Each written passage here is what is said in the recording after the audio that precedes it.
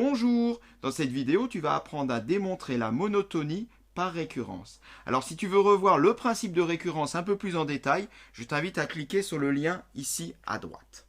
En tous les cas ici, donc on te donne une suite UN qui est définie pour tout entier naturel n par UN plus 1 égale 1 tiers de UN plus 2 et de premier terme U0 égale à 2.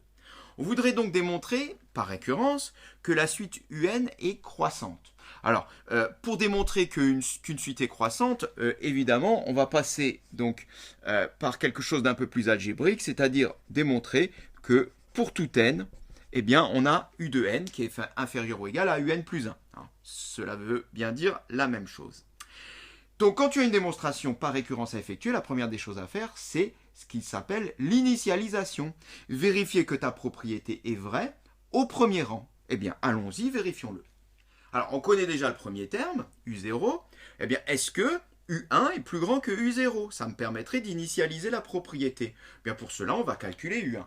Alors, U1 est égal à 1 tiers de U0 plus 2. J'applique ma relation de récurrence.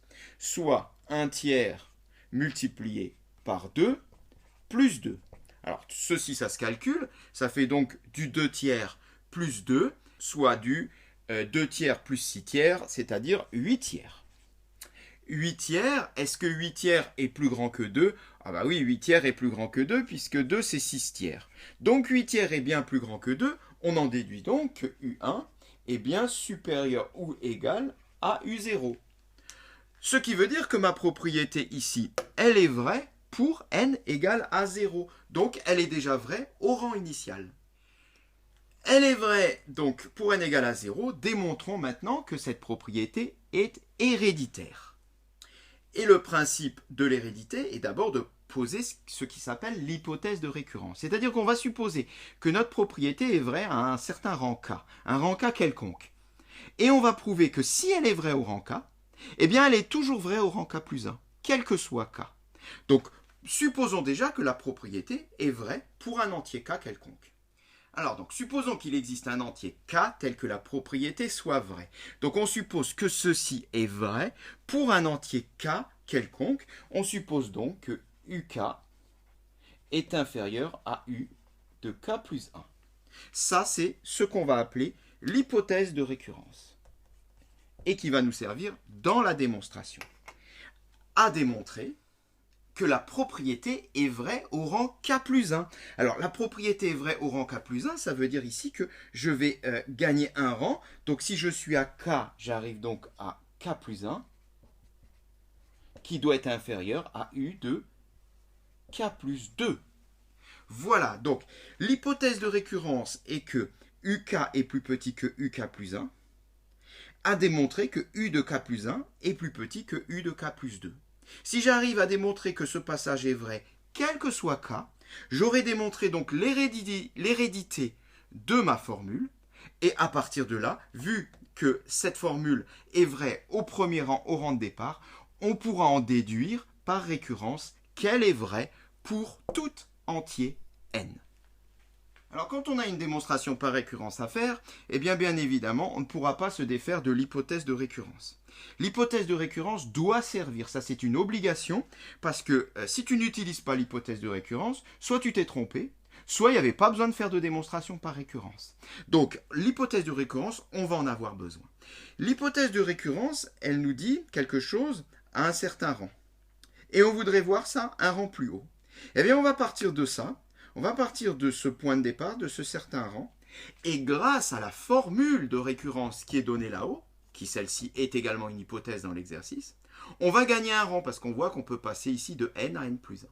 Alors partons de l'hypothèse de récurrence, c'est-à-dire u de k inférieur ou égal à u de k plus 1. Ça, c'est d'après l'hypothèse de récurrence. Eh bien, transformons cette écriture en celle-ci pour gagner un rang. Donc je vais déjà commencer par multiplier par 1 tiers de part et d'autre. J'ai le droit, ça ne change rien. Ça donne 1 tiers de uk inférieur ou égal à 1 tiers de u de k plus 1.